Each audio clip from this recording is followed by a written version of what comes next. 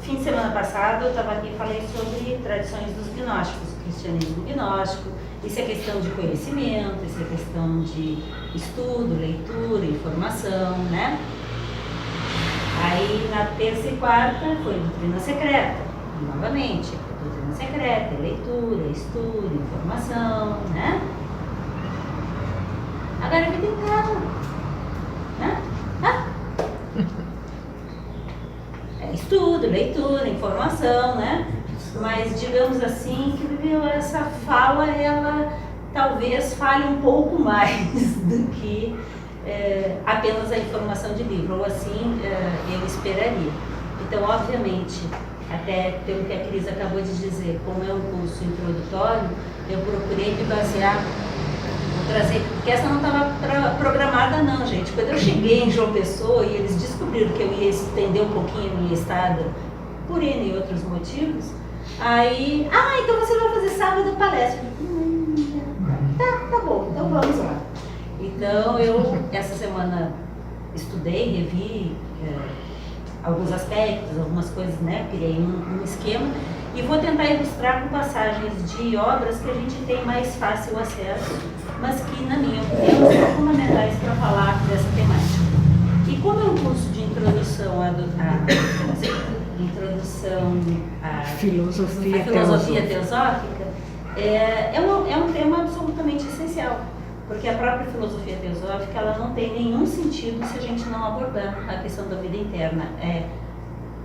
A vida interna, na minha opinião, é onde essa filosofia teosófica nos leva, é o fundamento, o porquê da gente abordar todas essas outras discussões, né? Então, por que estudar? Eu não vi o roteiro todo, na verdade eu vi, mas eu não lembro. Mas imagino que, assim, se fala sobre os ensinamentos de uma forma geral, sobre karma, sobre quem é o homem e tal, mas a gente tem que entender que é essa vida interna em direção à qual o ensinamento teosófico se dirige, né? Então eu vou arriscar conversar um pouco com vocês acerca da vida interna, trazendo algumas reflexões que estão em obras. Bom, primeiro é uma pergunta, né? Vida interna, peraí, então tem mais que uma vida? Né? Tem vida interna e vida externa? Há uma outra vida que não a vida? Então, óbvio, isso é uma forma didática de se abordar a temática. Quem me assistiu no fim de semana passado deve lembrar que eu referi que Jesus se refere também, Jesus e os seus discípulos posteriormente, a estar vivo, independente de estar em vida ou, quer dizer, não é estar em corpo vivo que define você estar vivo dentro desse contexto. Eu vou tentar falar um pouco sobre essa vida interna, né? Não que haja uma outra vida, mas a verdadeira vida seria essa vida que a gente vai dar o nome de vida interna. Para isso, isso é bem conhecido, a gente tem uma oposição entre a persona, que é representa a nossa personalidade, né? Aquela ideia grega antiga da máscara, né? Aquela máscara que você usa para se expressar, para se manifestar, para entrar em contato com os outros, e a verdadeira vida que na verdade está por trás da máscara. Não vou dizer que vocês usem máscaras, em absoluto, isso não é o comum da nossa vida, né? Mas só para dar um exemplo, em geral nós somos uma pessoa em casa, outra pessoa no trabalho, outra pessoa aqui, outra pessoa conforme o ambiente em que a gente está. Não que a gente deixe de ser a mesma vida, mas foi o que eu disse, a gente é outra pessoa, porque a gente faz outro personagem conforme o ambiente que se está. Obviamente, tudo isso é derivado de ter um elemento central, uma vida própria, né? A nossa vida própria, ela se expressa de modos diferentes. Se a gente pensar essa possibilidade de que existe uma verdadeira vida que está por trás de todas as expressões que a gente tem, seria muito importante a gente conhecer qual é essa verdadeira vida. E é isso que eu vou tentar fazer um exercício de discussão aqui, né? E eu acho interessante essa ideia que eu coloquei aqui, de que muitas vezes nós estamos aqui nessa sala, porque a gente, ou em alguns outros locais onde se busque também essa vida, porque a gente, de certa forma, tem saudade da nossa verdadeira vida. E isso está em muitos místicos falando do que eles estão de fato buscando, né? E aí para isso vai se dar nome de luz interna, de verdadeira vida, de o vivo em vós e outros termos que a gente vai ver na literatura. Então, essa saudade nos faz talvez estar aqui e talvez tentar buscar o que é essa vida, né? Então, vida interna, na verdade, eu penso assim, ó, não é nem vida interna, nem vida externa, mas é a verdadeira vida. E as personas, as formas como a gente se expressa, são apenas máscaras derivadas dessa vida que expressam uma parcela daquilo que a gente é. E quanto mais grossa essa casca, essa persona, talvez menos você esteja expressando aquele que de fato que você é, né? Então, a verdadeira vida, a nossa realidade real, horrível, né? Realidade real, tudo bem, mas entender, aquilo que nos dá sentido e nos faz únicos e parte integrante do eterno todo, isso seria a nossa vida real, que aqui a gente vai estar chamando de vida interna. Dentro da literatura teosófica a gente vai ver essa expressão, tentando falar dessa chama, né? Essa chama interna, essa essência, essa partícula, essa gota do oceano, essa partícula da mônada, esse fogo que te representa, né? Então isso. Então, vida interna, com certeza, diz respeito à senda. Por quê? Porque nós deveríamos ser e viver por essa vida e essa vida. No entanto, por N motivos, principalmente motivos de relacionamento, motivos de karmas, escândalos, situações que a gente vive, a gente vai criando e vai aprendendo a se adaptar a meios diferentes e às vezes esquece de que nós não somos aquela forma como a gente se expressa, mas nós somos muito mais do que aquela roupa que a gente está vestindo, do que aquele jeito como a gente está se comportando, do que aquela máscara, aquela cara, aquele modo de agir que a gente está. E quão verdadeiros ou quão falsos nós somos? Eu entendo, eu sou professora, a gente sabe que conforme o ambiente que você está, você tem que se adaptar ao ambiente. E se percebe não estar sendo honesto com você mesmo e com os demais. E quanto muitas vezes isso nos afasta da verdadeira vida. Só entra na senda, e o ambiente da sociedade teosófica tem relação diretamente com essa temática, o caminho espiritual, a senda, a sucessão de estados de consciência que te levam a um estado superior, é modo de dizer, mais profundo, mais vivo, né, da realidade. Você só percorre a senda se você fizer essa transformação, se você se descobrir, se você souber quem você é. E enquanto a gente só vive na persona e na máscara, a gente pode não estar enxergando a nossa verdadeira vida. Então eu trouxe duas passagens da Voz do Silêncio. Existem muitas versões, capas da Voz do Silêncio, mas a mais atual que a ST tem é essa Voz do Silêncio, mas tem várias versões. E esse livrinho é um que fala basicamente sobre a vida eterna. E na Voz do Silêncio diz: não podes percorrer a senda enquanto não te tornares a própria senda. Ora, se eu digo que eu quero, que eu busco a senda e quero percorrer a senda, o caminho, a transformação, essa escada, esse percorrer, se eu tenho que me tornar a própria senda, então peraí, então o caminho é talvez a redescoberta, o desvelar-se, o encontrar-se, e volta aquela minha insistência do conhecer-se a si mesmo, né, que a gente vai encontrar em todas essas obras. E no verso 51, no verso 58 antes e no verso 51 diz: mas antes de percorreres a senda, tens de destruir o teu corpo lunar, purificar a tua mente e limpar o teu coração. Essa mesma tríplice expressão a gente encontra em muitas outras obras, que seria o quê?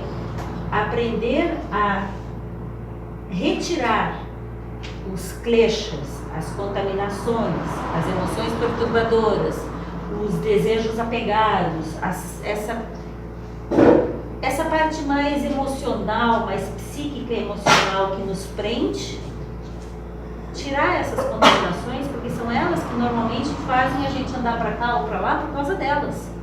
A gente não se dá conta do quanto nós somos pouco vida interna e muito joguete dessas forças. Isso está tanto na tradição cristã quanto na tradição hindu, na vedantina, na budista. Você vê isso falado da mesma forma, com nomes diferentes, mas a gente vive conforme esse jogo de forças que está na gente, que a gente nem se dá conta. Na literatura teosófica mais tradicional, isso vai estar vinculado às forças do Kama Rupa.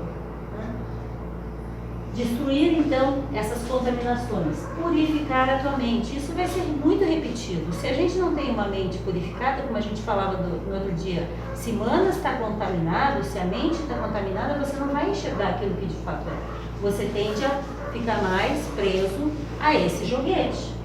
E limpar o teu coração. O coração puro é a primeira frase de tudo quanto é verso que ensina a gente sobre como trilhar o caminho espiritual.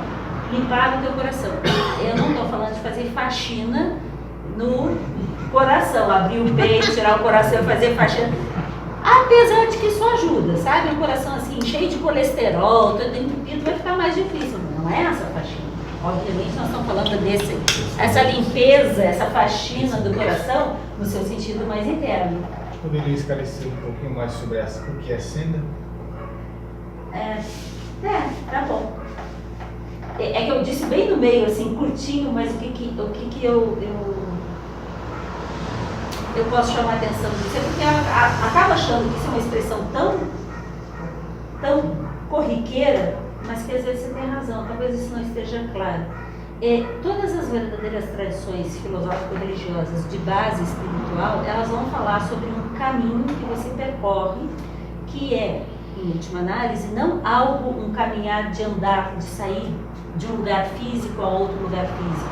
Mas acho que muita gente confunde o caminho de Santiago de Compostela com a senda. Isso não é caminho espiritual. Caminho espiritual, eu entendo como sendo uma sucessão de alterações, de purificações, de estados de consciência cada vez mais puros, mais vibrando de acordo com a própria vida, com essa vida interna, com a luz que verdadeiramente você é, mais purificados, mais avançados, mais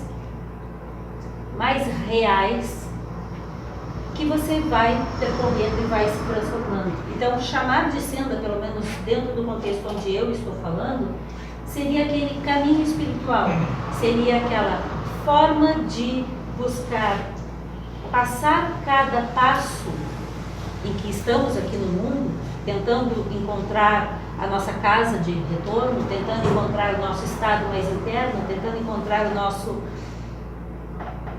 meio mais perfeito e mais real de viver.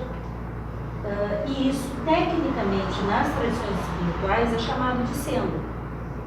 É sinônimo de caminho, mas senda é um termo mais técnico. Eu acho interessante que, quando se fala de senda, muitas vezes vai se usar essa expressão de não é sair do campo físico onde você está, mas é desvelar a verdade em ti, é descobrir, ter a percepção de que os princípios do universo estão em ti mesmo, e reconhecendo tais princípios, você é capaz de utilizá-los como instrumento para dar os próximos passos e se tornar um ser, se tornar mais real, se tornar um sujeito dentro do mundo mais capaz de colaborar com toda a natureza. Eu, aliás, vou botar a próxima frase diz isso. A senda, dentro desse ambiente onde nós estamos, da sociedade teosófica, necessariamente ela vai estar vinculada à ideia de que existem grandes seres na humanidade que andaram mais aceleradamente o seu passo, e nesse andar mais acelerado, isso se deu devido a vários elementos que foram incorporados na sua vida ou que foram desvelados na sua vida. Entre eles, a gente tem um maior grau de purificação, maior capacidade de amor, maior capacidade de percepção, mais clara percepção do que é a verdadeira vida e, portanto, uma maior competência de contribuir com a vida como um todo. Nenhum grande ser é aquele que se abstém de contribuir com todos. A característica do ser que vem percorrendo ou que percorreu a verdadeira senda é a característica daquele que mais contribui com todos os seres, principalmente com a humanidade, mas todos os seres. A verdadeira senda é a senda onde você se torna cada vez mais um colaborador da natureza como um todo. Se o seu caminho está para o lado oposto a isso, você não está percorrendo a senda. Talvez você esteja se enganando. E é um pouco sobre isso que eu queria que a gente conversasse.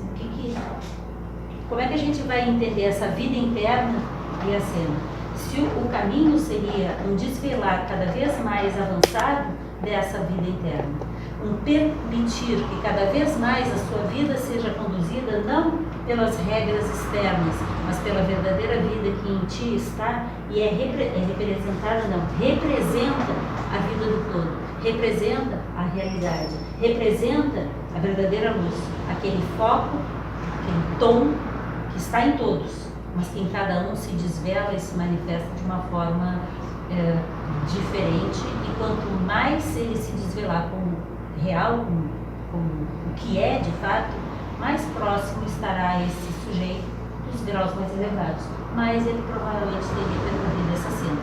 Isso causa uma série de vivências no sujeito. E essas vivências, elas são derivadas exatamente dessa vida interna. Dar passos na senda, assim penso eu, significa permitir que cada vez mais a vida interna se expresse por meio dos seus veículos e cada vez mais essa vida interna seja percebida pelos demais no sentido dessa colaboração para com a humanidade como um todo, com a natureza e tudo mais. Então, da voz do silêncio, eu fiz um resumo, na verdade, de algumas ideias que tem no fragmento 1, que diz, para andar a senda, é necessário alcançar primeiro certo grau de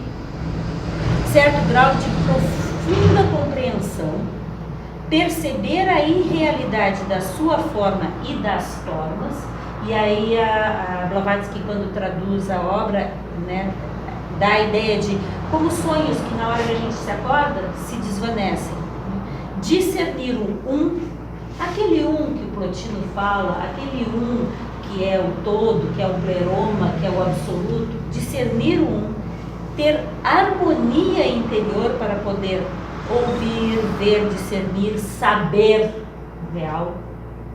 Por mais próximo da vida interna você está, por mais desvelada ela esteja, mais você é capaz de ter olhos para ouvir, ter olhos para ver, ter ouvidos para ouvir, né? Discernir o real, encontrar a verdadeira vida, porque você consegue enxergar no outro e em tudo que se manifesta a expressão daquilo que cada vez mais possa estar desperto em você. É necessário ter experienciado o seu som interno, o seu tom vibratório, aquele tom, aquele toque, tom, para mim é tom, né? A dinâmica daquela tua gota desse grande oceano que é o mundo. O teu Deus interior, o Cristo em vós, Atma, verdadeira vida, que são expressões que a gente vai encontrar em diferentes obras conforme a tradição a qual ela esteja vinculada.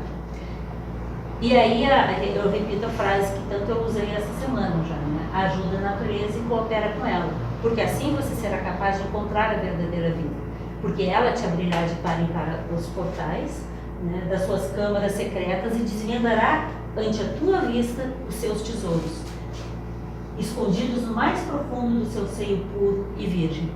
Então,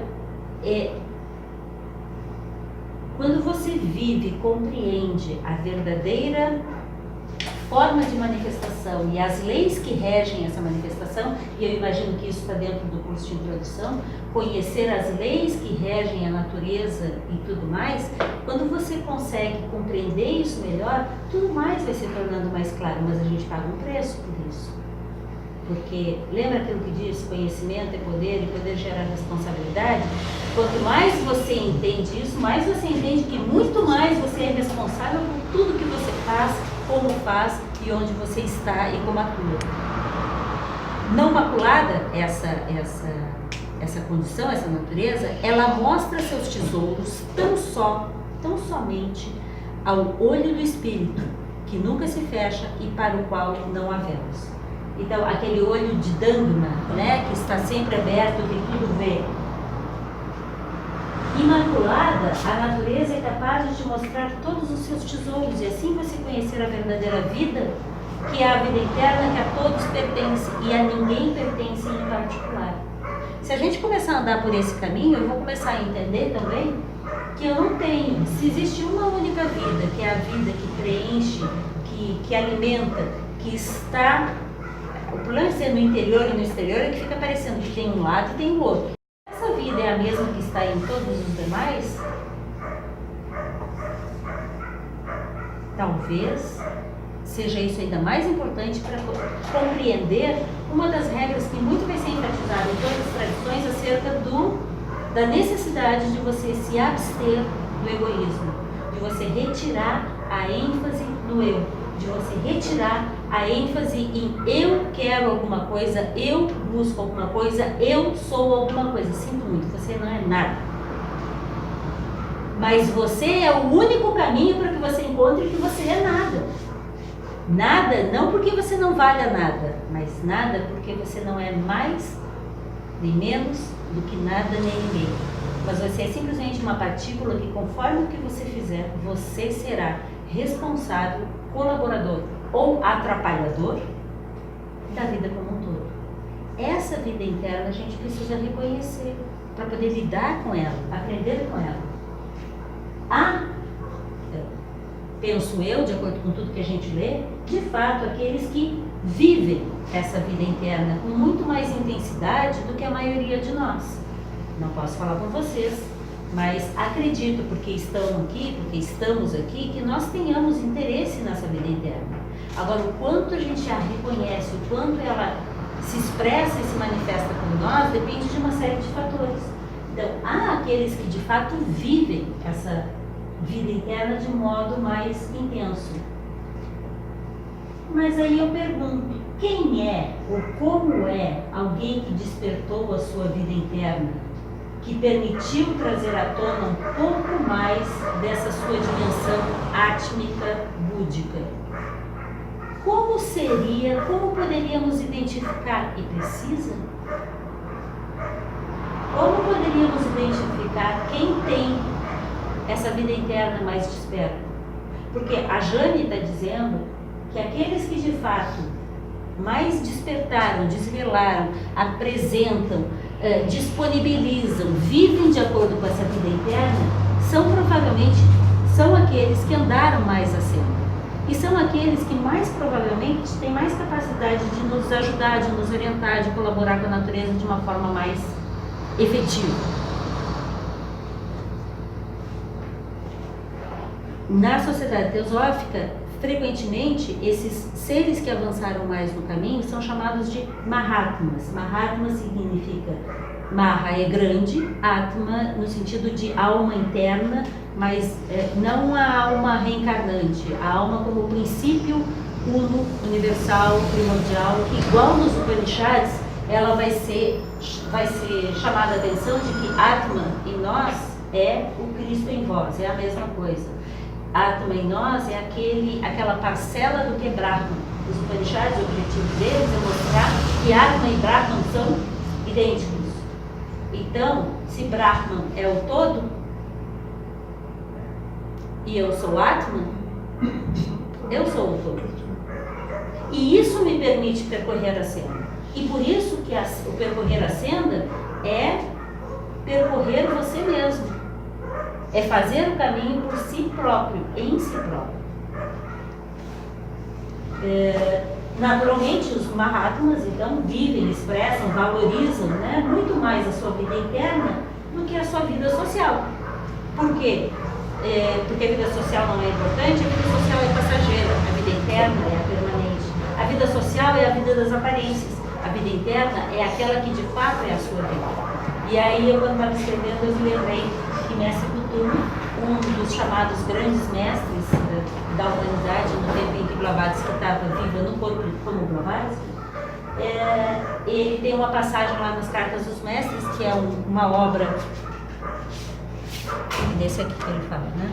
Que é uma obra em que algumas cartas recebidas por algumas pessoas, no caso essa aqui, Sinnett e os poucos que andavam com ele, recebem cartas supostamente escritas, né, por esses grandes mestres, um deles muito frequentemente falado, Mestre Kuthumi, e ele escreve numa carta e diz: lá vou eu de novo, parece nesse tom assim, lá vou eu de novo para os festivais de Ano Novo e colocar aquelas fantasias, não é essas palavras, mas é mais ou menos assim. Tipo Réveillon.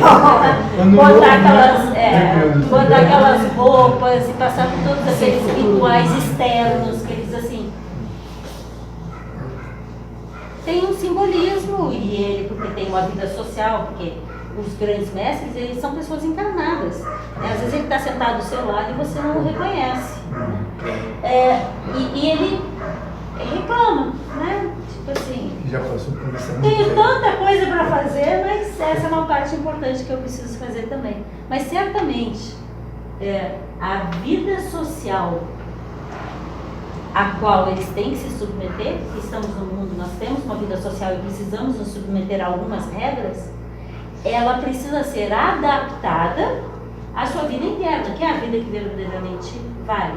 Então, isso transferindo para nós, né? Talvez uma das regras, uma das exigências que apareçam nessa situação é que a gente possa ter sentir-se a nós próprios cobrados de adaptar a nossa energia, o nosso tempo, a nossa vida, a parcela de vida que a gente tem para usufruir nesses, sei lá quantos anos que a gente vai estar aqui, nesse momento de vida encarnada aqui, para que a vida social, a vida das relações, a vida de ir ao cinema, ir à praia, ficar comendo, faxinar a casa, essas coisas todas que a gente tem que fazer, se adapte e retire da gente o mínimo de tempo necessário e a gente não perca tempo desgastando energia e tempo, porque tem muita coisa para fazer para percorrer de fato assim, né? Então assim, cada um faz as suas escolhas, não estou eu julgando ninguém, mas só para dar um exemplo. Talvez possa ser mais interessante para aquelas pessoas que se propõem a despertar a vida interna, a percorrer a senda, a tornar-se alguém mais desperto, mais iluminado, mais liberto, talvez ao invés de ficar assistindo novela, pudesse aproveitar para ler um bom livro. Talvez, ao invés de levar 3 horas na refeição comendo, sim, eu sei que eu tenho demorado, né? Pudesse ser mais rápido para aproveitar melhor o tempo. Mas olha como vocês vão ver eu chamando a atenção de questão de viveka, de discernimento. Não é jogar fora todas as necessidades do corpo, inclusive necessidades psíquicas, de dormir, de tomar banho, de comer, tudo isso é necessário. A questão é levar 3 horas para fazer um almoço, para ir comer em 1 hora. Será que não seria mais interessante fazer uma refeição rápida, uma sugestão de frutas e verduras frescas, que é rapidinho ali, você descasca e come? Para manter a saúde do seu corpo, mas não perder tanto tempo naquele prato mega, ultra, super elaborado, que rapidinho ele desaparece. Então, as escolhas que a gente vai fazendo, qual livro eu vou ler, qual programa eu vou assistir. Só que de vez em quando a gente tem que entender que psiquicamente a gente precisa de um certo equilíbrio. E às vezes a sobrecarga faz pifar. Por isso que eu acho que é tão importante a gente ter um grupo, como aqui a sociedade se propõe, onde você possa, com os amigos, com os companheiros de jornada, inclusive conversar essas coisas, né? Até onde você dá conta, qual o nível de sobrecarga e inclusive para que os amigos puxem e digam, escuta aqui, ó, tu não acha que está enrolando demais? Vamos, já foi? Vamos, mais um pouco. Quanta coisa tem para ler, para meditar, para se preparar, para fazer, para que a vida interna possa se expressar, porque ela pode não ter espaço, porque a gente não dá espaço para ela. Meditação é uma prática essencial para isso. Alguém que tenha desvelado ou revelado mais plenamente a vida interna, certamente torna-se necessariamente discípulo e ou iniciado, nessa ideia de que existe uma senda, um caminho que vai te levando por portais cada vez mais avançados. Alguém que tenha sua vida interna apagada, tapada, cheia de tapetes por cima, não está prestes nem está próximo da possibilidade de ascender a essa senda que leva à iluminação, que todas as tradições verdadeiras, espirituais, comentam. Mas aquele que de alguma forma conseguiu e busca de fato mais plenamente despertar essa sua vida, necessariamente ele está indo nesse caminho, consciente ou inconscientemente. Quando eu digo inconscientemente, não é no sentido de que ele não sabe o que está fazendo, mas é no sentido de que ele não necessariamente sabe até onde ele já foi. E a gente pode se enganar para ambos os lados. De repente, o seu esforço e os seus passos, os degraus que você já subiu já são muitos e você nem sabe que você já está bastante avançado. Só que tem muito caminho pela frente aí. A gente nunca chegou lá. Por outro lado, você também pode achar que só porque você é vegetariano, faz meditação todos os dias, estudou a doutrina secreta de cabo a rabo e vai na ST todos os sábados e você acha que já andou. Só lamento, pode ser puramente busca desejo do eu e você acha que você se acha grande coisa. Então, essa aferição não precisa e não deve ser feita nem por nós, nem pelos demais.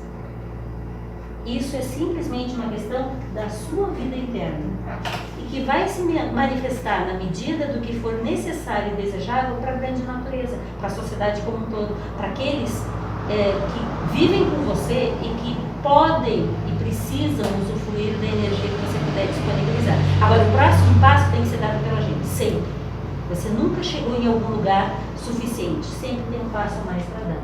Então, como eu estava comentando antes, a senda é a sucessão de Blavatsky na doutrina. A senda é a sucessão de estados de consciência, é o crescente desvelar dessa vida interna. Quanto mais essa vida interna se desvela, mais à frente você está na senda. E aí eu chamo a atenção. Quem é um desperto, não diz que é. Se procurarem, vocês podem encontrar alguns que estão ensinando como você percorrer a senda, como essas coisas todas, como chegar à iluminação em 7 lições. Né? Não é. Quem é, não diz que é. E nem sempre quem parece ou quer parecer ser, é. Porque está cheio de gente por aí que, e eu falo isso a partir do que a gente lê esses livros mais antigos da Blavatsky e daquele grupo que circulava em torno dela, e ela convivia com alguns desses grandes instrutores, e alguns desses grandes instrutores conviviam com outros, eles relatam muitos casos, né, de pessoas que se achavam ou tentavam parecer ser alguma coisa e caíam pelas beiradas exatamente porque não são. Hoje a gente tem muito mais facilidade de aparecerem esses falsos gurus, esses falsos profetas, esses falsos orientadores. E muitas vezes não é o problema deles, o problema é nosso. Porque às vezes a gente tem parâmetros que nos fantasiam como seria um discípulo, um Chela, um iniciado, e talvez isso seja só a sua fantasia. Isso não é o real, isso é como você acha que deveria ser. Da mesma forma, quem de fato é desperto pode não parecer ser para os nossos parâmetros sociais. Eu me lembro muito, quando eu comecei a estudar gnosticismo, que é uma coisa que vocês sabem que eu gosto muito, como foi interessante para mim mudar aquela perspectiva do Jesus que a gente aprende lá na catequese, que é um ser só de amor, que a gente tem a impressão que só passa a mãozinha na cabeça e tudo é lindo e maravilhoso. Não é. Jesus se mostra nos apócrifos um instrutor, de fato, muito exigente Ele briga com os discípulos, ele puxa a orelha, ele reclama que eles não estão andando, que eles tinham que estar trabalhando mais. Como que ainda estão embriagados enquanto deveriam estar despertos? Como que ainda não foram fazer o trabalho? Então assim, amor, atitude amorosa é uma necessidade, é uma característica sem dúvida. Mas talvez o nosso parâmetro de atitude amorosa seja daquele condescendente que tudo aceita, tudo é bom, não é? Tadinho do bichinho. Hã? Tadinho do bichinho. Tadinho do bichinho, né? Não, você só vai... Quem é que tem filhos é isso, né? A gente só consegue, o filho só consegue crescer se a gente largar as rédeas não, se a gente largar de mão para ele fazer o esforço. E no empurrão. Você indica, mas ele tem que fazer esforço. Ele não vai aprender a andar se você não deixar ele se agarrar nas coisas e levantar de pé sozinho. Aliás, a cena é muito parecida. E cair várias vezes para desenvolver a força para se agarrar de novo e subir. Não é diferente disso. Estar de fato desperto pode não parecer para a gente, porque a gente tem parâmetros que nos foram incutidos ou porque é o que a gente gosta.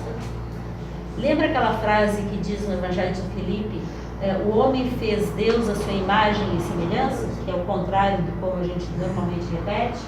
A gente faz o iniciado a nossa imagem e semelhança, né? E o meu iniciado deve ser assim, ó. Ele é quem ele é. E talvez os nossos parâmetros precisem ser modificados. E nesse sentido eu acho tão interessante a gente ler as cartas. Esse outro aqui das cartas é muito bom, né? Porque fala de pessoas comuns e como elas convivem e o que elas veem desses grandes seres. E aí você descobre que tem uma passagem de um dos mestres que estava prestando atenção num lugar muito longe e estava andando e não estava prestando atenção no andar dele. Ele dá de nariz numa coluna, né, e o nariz sangra. Como que a gente pode imaginar uma coisa dessas? Porque eles não são infalíveis, eles são humanos como nós, assim entendo eu, eles são humanos como nós, só que já conseguiram dar um passo a mais, sua vida interna está mais manifesta. Então quando eu digo assim, nem sempre o que parece é, e nem sempre quem não parece não é, eu me lembrei de, em especial, tem muitos outros exemplos, né? 3 que a gente sabe eram iniciados ou, no mínimo, discípulos avançados. Blavatsky é comentário geral de que ela não era exatamente uma personalidade assim muito fácil de lidar. Estou eu dizendo que não tem importância? Não. Se eu fosse amiga da Blavatsky, eu diria, ô Helena, você devia cuidar um pouco mais com o teu modo de agir, porque às vezes você afasta as pessoas que você quer ajudar, mas esse modo assim pode não ser a melhor forma, mas isso é só a minha opinião, porque ela pode olhar para mim e dizer assim, o que é que tu entende disso? Não, nada, desculpa, é só a minha opinião, entendeu? Mas um bom amigo muitas vezes é esse que enxerga do lado de fora o modo como outros estão enxergando. Agora, quem vai fazer o trabalho mesmo é a própria pessoa. Então dizem que Blavatsky era um poço de amor. As pessoas mais próximas dela falam que assim, não conheciam outra pessoa mais amorosa do que ela. No entanto, ela não tinha uma personalidade assim tão fácil de lidar. Ela tinha seus problemas, ela tinha kleshas, ela tinha escândalos, escândalos,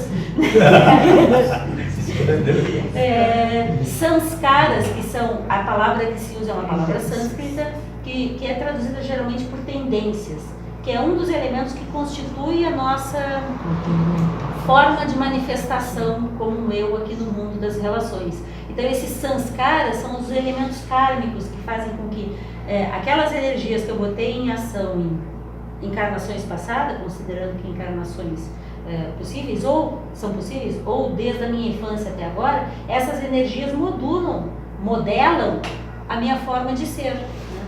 E cada um de nós, inclusive dos Mahatmas, tem esses seus modos de funcionar. Acredito piamente de que eles têm menos contaminações do que nós. Senão nós estaríamos lá e eles aqui. Né? Não posso falar por vocês, né? Não estou falando aqui por mim, tá? Mas não são perfeitos. Se fossem perfeitos, seriam Buda. Então os mestres erram. Os mestres não são a perfeição, eles buscam a perfeição, estão nesse caminho, só que já andaram mais que nós e por isso conseguem nos orientar. E nesse sentido, respeito a todo aquele que pode te ensinar.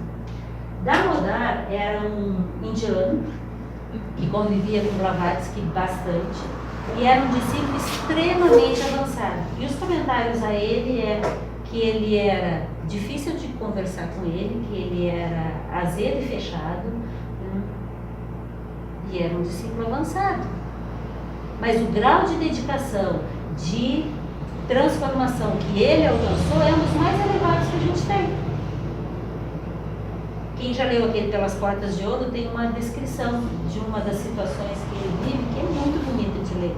Como discípulo em provação, todas as situações pelas quais a gente vai passando, e são as situações do dia a dia, cotidianas, que nos testam. Tem gente que acha que assim, provação de discípulo é aquela coisa, como aparece em algumas obras, de entrar numa caverna e passar por isso, passar por aquilo. Às vezes a tua aprovação é escolher o que aqui mesmo, aqui em casa, né? Não é longe. Porque primeiro a gente tem que passar por essas situações, para então pegar situações mais difíceis. Subaru é outro que, inclusive, colaborador da Blavatsky, que cooperava muito ali no trabalho, e Subaru também é falado que não tinha uma personalidade assim tão fácil. Talvez nós, com os nossos parâmetros sociais atuais, a gente achasse que jamais Blavatsky, Damodar e Subaru pudessem ser iniciados ou discípulos avançados. E o eram. Aceito. E o eram. Talvez porque a gente, às vezes, está um pouco apegado com o que a gente gostaria que fosse ou a gente acha que é. Então, frases, agora no caso, que vem do gnosticismo. Não podes alcançar o reino dos céus enquanto não te tornares vivo. É uma expressão que o Jesus usava bastante e que está principalmente nos textos paulinos, porque Paulo vai ressaltar muito essa parcela do ensinamento de Jesus. Então, enquanto eu não me tornar a própria vida interna, que é tornar-se vivo, eu não vou chegar ao reino dos céus, porque só adentra o reino dos céus aquele que encontrou a verdadeira vida. Nesse contexto também a gente tem de alcançar a vida enquanto em vida. Tem de alcançar a vida enquanto em vida. Pois após a morte não a alcançarás. Isso está no Tratado da Ressurreição, que é um texto de Paulo, e a mesma ideia tem no Evangelho de Filipe. Por quê? Porque a vida interna tem que ser descoberta enquanto você está nessa vida. Essa ideia que às vezes alguns têm de que então, após a morte você vai morrer, vai ter que recolher os papos, juntar tudo e voltar de novo para cá. Porque é aqui que a gente tem todos os princípios e é capaz de dar os passos. É encarnado na vida comum que a gente tem todos os elementos para poder dar esses passos. Então é necessário encontrar a vida enquanto em vida, porque isso não vai adiantar o pós-morte. E outra que também está nesse contexto: o reino de Deus está dentro de vós, o reino de Deus está fora de vós. Essa mesma ideia aparece naquele livrinho Luz no Caminho, né? Em que Luz no Caminho fala sobre o caminho da senda, a senda, e que você não tem que procurar fora ou dentro. No caso aqui, é o Evangelho de Tomé. O Evangelho de Tomé diz: busca o reino de Deus que está dentro de vós, e busca o reino de Deus que está fora de vós. E aí vem aquela ideia de: se estivesse no alto, os pássaros já o teriam encontrado; se estivesse nas águas, os peixes já o teriam encontrado. Então não é num lugar, e é simultaneamente em todos os lugares. A ideia das pedras dos sermões está vinculada a isso também, porque não é uma coisa ou outra que te ensina, mas é aprender a ter o discernimento para perceber em todas as coisas aquilo que ela pode ensinar. Tem um problema. Quando eu digo ter discernimento, às vezes algumas pessoas pensam assim: ah, mas então tudo vale. Sim e não. Porque muitas vezes a gente, nessa de tudo vale, a gente vai deixando valer. E a gente fica no vale e não vai para lugar nenhum, não sobe no pico. Porque tudo vale. E aí você vai perdendo tempo. Não, certamente essa novela dela tem alguma coisa para me ensinar. Não, eu ficar nessa festa tendo que aguentar esse monte de chatos, é importante para mim aprender a ser sociável. Não é tudo válido. A vida é muito curta e a necessidade do despertar é urgente. Então, urgente na medida do que você queira, do que você busca. Então, estar sábado à tarde aqui, eu imagino que vocês têm algum interesse e vocês estão perdendo tempo ouvindo eu. Então, assim, vamos ver se eu consigo deixar algumas ideias para a gente poder aprofundar para discutir.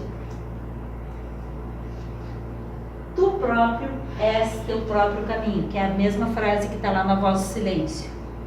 Não podes percorrer a senda enquanto não te tornares a própria senda. Eu não tinha visto que eu tinha posto ela 2 vezes.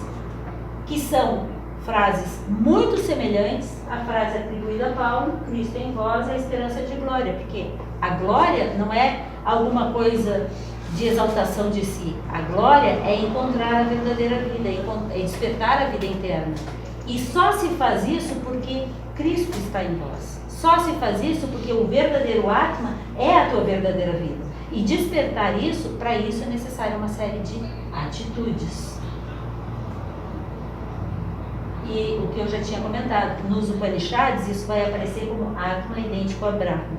No Vivekachudamani, eu trouxe aqui para ir mostrando, que aí vocês podem olhar outros livros depois, né? No Vivekachudamani isso fica muito claro. Vivekachudamani, atribuído a Shankara, século V AC, que é a base da Vedanta.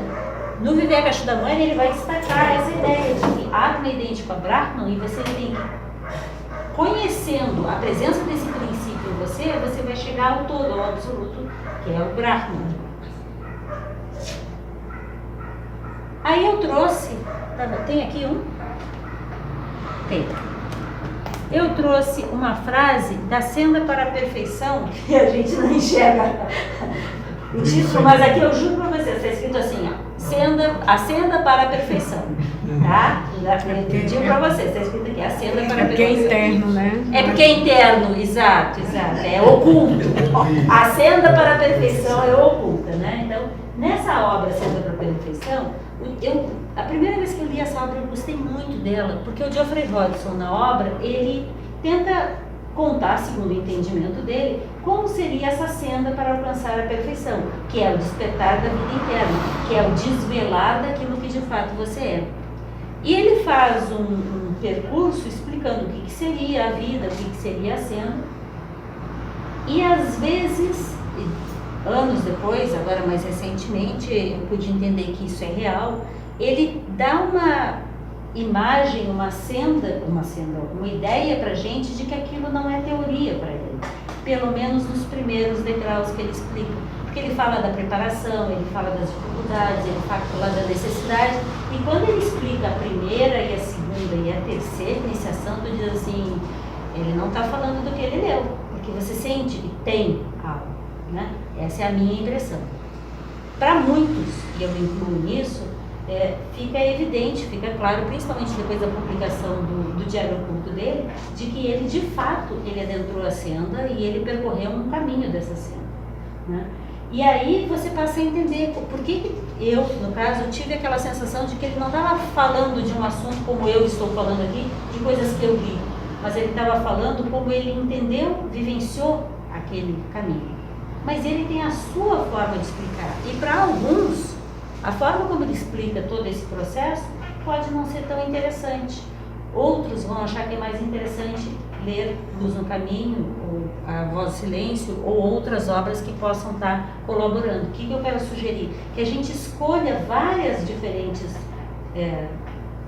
fontes para encontrar qual é o melhor, aquela chama que te faz querer dar esse próximo passo. E para alguns, uma obra ou outra vai tocar isso de melhor forma.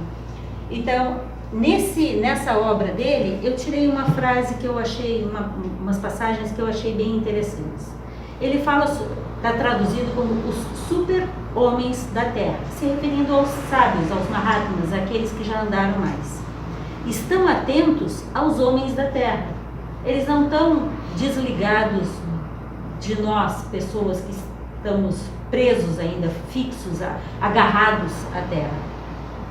estão prontos para auxiliar todos aqueles que responderem ao chamado e que se doarem integralmente, com entusiasmo e sinceridade, à busca de luz, força e verdade, aspirando com ardor tornar-se um servo e um salvador do mundo.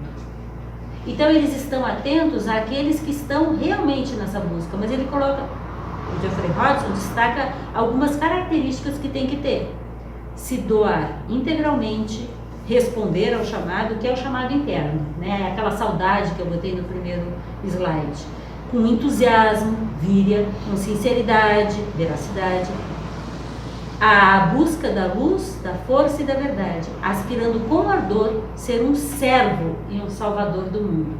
Não é aspirando com ardor ser um chefe, porque isso fica muito explícito nas obras. Você não tem que buscar ser nada, você tem que buscar estar à disposição de servir de todas as formas possíveis, e cada um vai ter suas melhores formas de disponibilizar a sua energia. Pergunta ele: estarão vocês tão ligados ao mundo a ponto de ser-lhes impossível separar-se dele? Porque isso no contexto ele está dizendo assim, que nem todos estão preparados, e alguns conseguem se desligar um pouquinho, mas outros nem tanto. E ele diz, a exigência é profunda, é não estar apegado ao mundo. Estarão tão desligados do mundo, estarão tão ligados ao mundo que sintam impossível separar-se dele? Levantem-se e busquem somente aquilo que é real e permanente, porque se você está buscando apenas os pedacinhos, você não vai alcançá-los. Tomem a sua resolução, diz ele, não de modo leviano, mas com profunda sinceridade. Tal escolha, a onipotência de vencer o eu e conduzir seus semelhantes à igual vitória, não deveria ser difícil. Mas veja, ele não está dizendo que essa escolha, ou pelo menos a mim não me parece uma escolha assim tão simples. É alcançar a onipotência de vencer o eu. Não é de levar o seu eu ao cume, é de vencer o eu, porque o eu é essa personalidade que tenta nos conduzir o tempo todo, que nos agarra por aqui. E é muitos de nós que muitas vezes dizem, não, o meu eu superior é que conduz a minha vida. Eu até dei o título para ele, né? Ele é superior. Eu não posso falar por vocês, mas a maioria de nós está tão imerso no mundo e nos escândalos, né? Nas nossas tendências, nos nossos sanskaras, nos nossos kleshas, nas nossas sementes kármicas que nos trouxeram a viver desse jeito, e em toda a educação que a gente teve, que a gente não se dá conta como a gente se empanturra de mundo e não se dá conta que a gente está preso. Então a busca é por levar os nossos semelhantes à igual vitória, e isso não deveria ser difícil para um real buscador. Mas, sinceramente, eu acho difícil. Eu acho que é bonito, poético dizer que essa é a verdadeira vida e esse é o caminho que todos nós buscamos. Eu não sei se isso é tão verdade, porque muitas vezes isso é o que no fundo a gente quer, mas a gente nem sempre quer pagar o preço, porque o preço, agora eu vou começar a colocar algumas passagens disso, o preço é bem exigente. Mas tem gente que tem tal saudade da sua casa, da sua verdadeira vida, que outra vida não tem nenhum sentido. Tem gente para quem a única coisa que vale a pena é fazer esse trabalho em qualquer lugar que esteja. Mas aí a gente tem que ter muito discernimento. Então, usando o Geoffrey Hodgson, como agora bem recentemente foi disponibilizado o Luz do Santuário, né, ou Luz ante o Santuário, que é o diário do Geoffrey Hodgson, eu trouxe várias passagens do diário dele. Por quê? Pelo que eu dizia, eu acho que nós temos muito próximo de nós, acho que ele morre em 92, 92, né? Com 96 anos. Ele foi um iniciado, não sei se ele está de volta, e ele viveu na nossa sociedade, no mundo que a gente vive hoje. E Então está mais próximo, às vezes, algumas das experiências, dos comentários que ele faz, do que alguns mais antigos que também nos servem de inspiração, mas às vezes tiveram uma oportunidade, um momento de vida muito diferente da sociedade que a gente vive hoje, com outras demandas, com outros chamados, outras situações. Então, o diário dele, eu aqui coloquei algumas passagens da introdução do diário, ele explica por que esse diário veio à tona. Primeiro ele diz, só depois da morte, eu permiti, a minha esposa que viveu comigo algumas dessas situações, e ele diz, tudo que está aqui é verdade, mas cabe a cada um avaliar. Então, Geoffrey Robinson diz, eu permito a Sandra incluir relatos desses relacionamentos espirituais e ocultos profundamente privilegiados que, como ela mesma sabe, tornaram-se uma parte real da minha vida diária. E é assim, gente. Se você começa a ler, não são poucos, mas também não são tantos assim quanto alguns acham que é, mas pessoas que tiveram essa oportunidade de conhecer fisicamente grandes sábios, grandes iniciados, Mahatmas, a gente não precisa ficar pensando que foi só no tempo do Sinet que isso aconteceu, que foi só no tempo do Buda que isso aconteceu, que foi só no tempo de Jesus que isso aconteceu. No entanto, cuidado com aquilo que eu disse, que eu coloquei aqui antes. Não é tão simples discernir quem de fato é e quem parece ser, porque lábia é fácil de colocar. Agora, ter vida real, a gente tem que ser muito, tem que ter um grau de purificação muito alto para você não ser enrolado. E eu acho que uma coisa bem interessante que eu gosto de ressaltar, um verdadeiro instrutor não ele gosta, ele não tem problemas com você questionar a ele, você colocar ele em xeque, você duvidar da palavra dele. Porque é isso que ele quer que você faça, não para que você duvide dele, mas para que você mostre que você tem capacidade de discernimento, de identificar se é ou se não é, quem é ou quem não é. E a gente sabe por comentários, né? Só posso dizer que eu sei por comentários, de que muitas vezes o próprio mestre faz pegadinhas para ver se você está acordado. Ou se você está entrando de gaiato, qualquer coisa que ele disser sim senhor, você não serve. Porque o que se precisa é instrutores e não servidores apenas. São servidores da humanidade e não servidores dos mestres. Um verdadeiro mestre não quer um servidor pessoal. Coloquem isso com certeza. Um verdadeiro mestre, um verdadeiro instrutor não quer alguém para servi-lo. Ele quer servidores à humanidade. E para isso você tem que ter discernimento.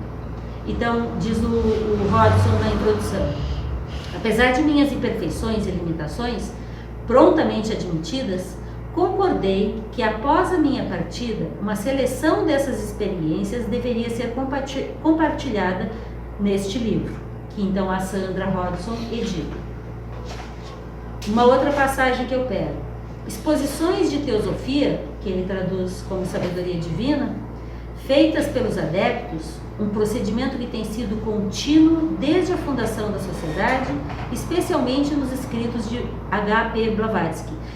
Desculpe, é porque eu não botei desde o verbo do início da frase, mas ele está dizendo assim, ó, já existem exposições sobre teosofia há séculos, e elas estão aí. Né? É um procedimento que tem sido contínuo, especialmente nos escritos de Blavatsky. Aí tem uma nota dizendo, especialmente na doutrina secreta.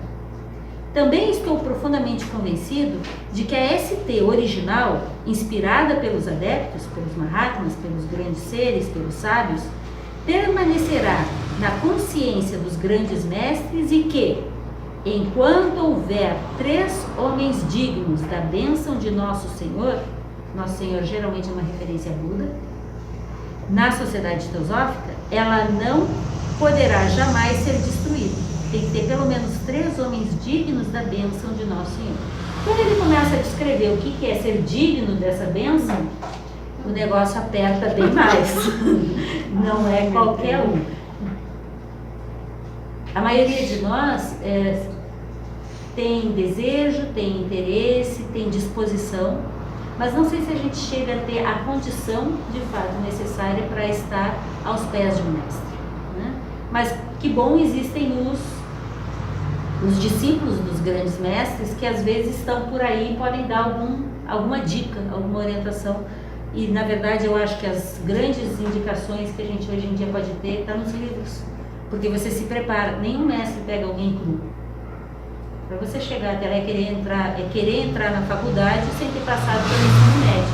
Não, você tem que fazer o caminho todo. Alguns fazem mais rápido, outros fazem mais lentamente, mas se você não estiver preparado, o mestre não aparece. Enquanto houver tal. Sim, ela não poderá jamais ser destruída e também enquanto houver homens dignos e que tenham acompanhado também os sucessores literários válidos. É porque isso começa lá no início da frase. Quer dizer, lá quando ele fala dos escritos de Blavatsky, aí ele vai emendando, e aí eu só coloquei o finalzinho aqui, que ele diz: você tem que conhecer principalmente esses ensinamentos que Blavatsky disponibilizou e de seus sucessores literários válidos, porque tem muita literatura que não vale a pena ser lida. Isso você sabe. Tem literatura que serve para fazer fogueira, não serve para outra coisa. Essa prática, ouso afirmar, diz o Robson, vai continuar enquanto os propósitos filosóficos e espirituais para os quais a sociedade foi fundada estiverem sendo mantidos de forma positiva e genuína. Enquanto houver 3 homens dignos da bênção de Nosso Senhor na ST, ela não poderá jamais ser destruída. Essa frase ele repete porque ela está citada aqui. Cartas dos Mestres de Sabedoria, obra editada por Ginarajadasa. Se essas condições prevalecerem e houver também completa honestidade de caráter, completa honestidade de propósito e conduta dos dirigentes e membros regulares, estou convencido, diz Geoffrey, de que aquela garantia e aceitação da ST como uma agência da grande fraternidade dos adeptos no mundo, não só continuará, mas que também a eficiência de seu trabalho aumentará, como também aumentarão as respostas dos mestres, as evocações dos sinceros buscadores da verdade e dos idealistas no seio da humanidade.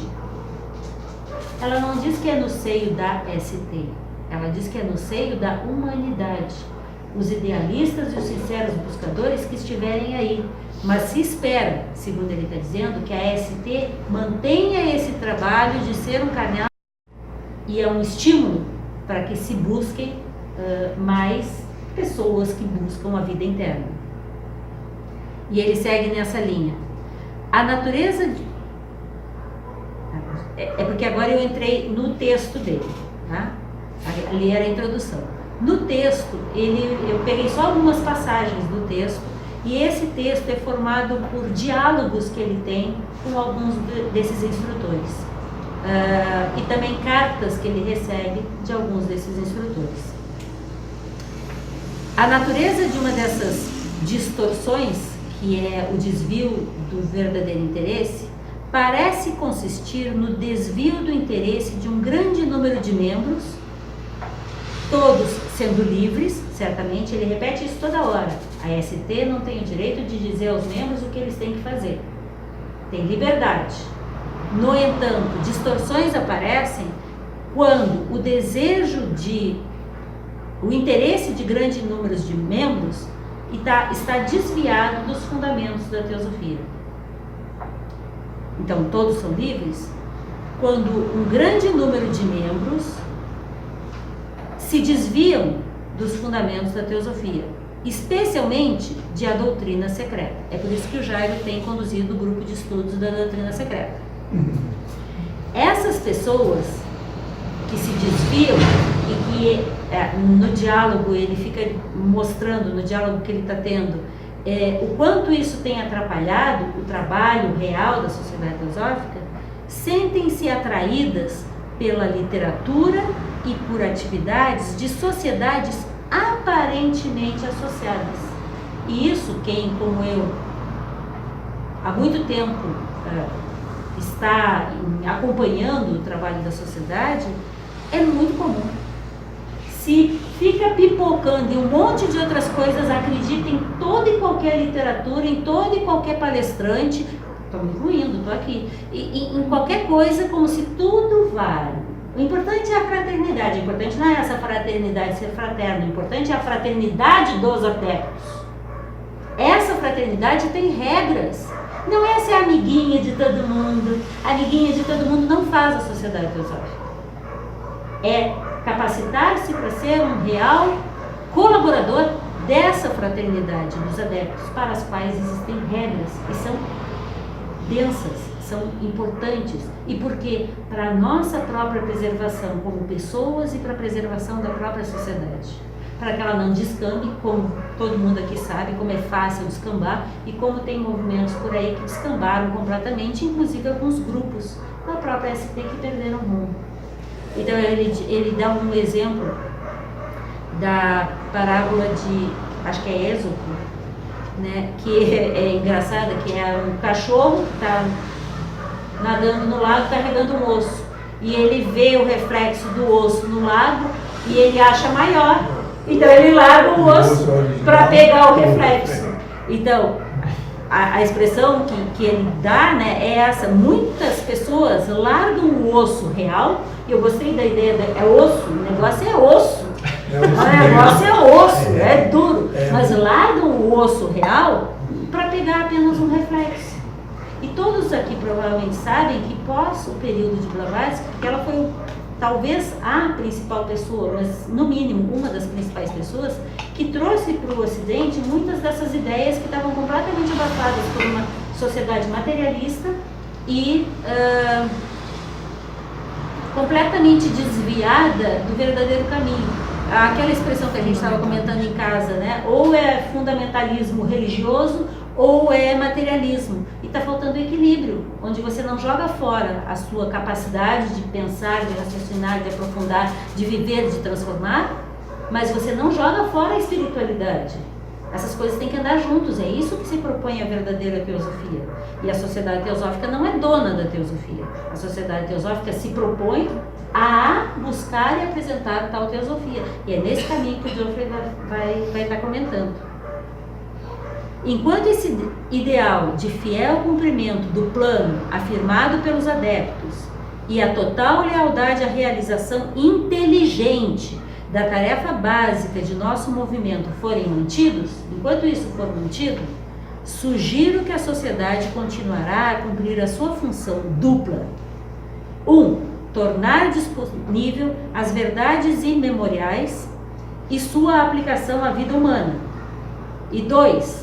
Oferecer oportunidades valiosas a todos os motivados a encontrar e trilhar a antiga senda que leva ao discipulado de um mestre de sabedoria, às grandes iniciações, a libertação final de todas as limitações humanas ou a realização do adeptado, que são palavras diferentes para dizer trilhar a senda e alcançar mais altos níveis.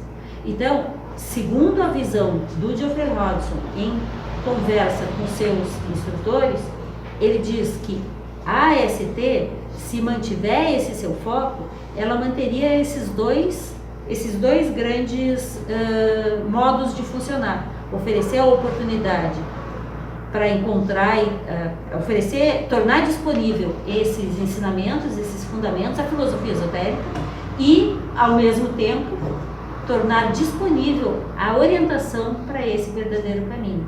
E disso, a obra Diário Oculto, na minha opinião, o principal que ele quer falar é isso, está desaparecendo essa orientação no mundo. E talvez a sociedade teosófica fosse o meio de disponibilizar isso. Agora, se vocês procurarem como percorrer a senda na internet, bota no santo Google, vocês vão encontrar milhares de orientações. Não sei para onde. Porque você pode ir parar onde você não quer. Diz o texto: os seres humanos estão envolvidos no processo e na operação dessas leis. essas leis que regem toda a senda, essas leis que regem o caminhar, essas leis que regem a filosofia esotérica. Sendo assim, é quase inevitável que tentativas serão feitas para desviar e ainda assim progredir e ser bem-sucedido. Na tentativa de querer fazer o caminho, alguns tentam dizer: não, esse negócio aí não precisa, isso aí de cuidar da purificação, de ter que meditar, de ajudar os outros. E alguns vão conseguir ter sucesso em alguns passos, mas se não cumprir as verdadeiras leis que estão na base de toda essa orientação de como despertar a vida interna, a coisa não vai funcionar. E você pode descambar pelo caminho errado. Isso tem a ver com aquilo que a gente falou daquele dia. Nisso, existe um par de opostos entre os quais não pode haver nenhuma ponte. E isso a Blavatsky insiste muito, principalmente nos seus escritos mais internos, sobre de que o ocultismo prático é muito evidente sobre isso. A lei é essa, não tem negociação, né? Essas são as leis, essa é a versão mais nova, né, que tem do ocultismo prático. As leis são essas. Se você quer a senda, você vai ter que se adaptar às regras. Agora, eu acho interessante, também tem a versão do ocultismo prático aqui, né, que para aquele que já